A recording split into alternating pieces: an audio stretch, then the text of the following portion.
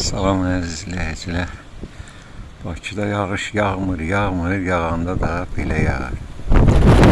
3 gün qabaq yağmışdı, göllənmişdi. 2 gün fasilə oldu, su çəkildi, göl qalmadı. Bu gecə artıq belə bir göl əmələ gəlibdi.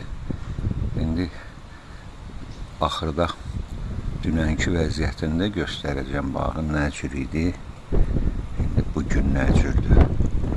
Hələ də yağış yağır, dayanmayır. Allah pisindən saxlasın. Sağ olun, salamat qalın.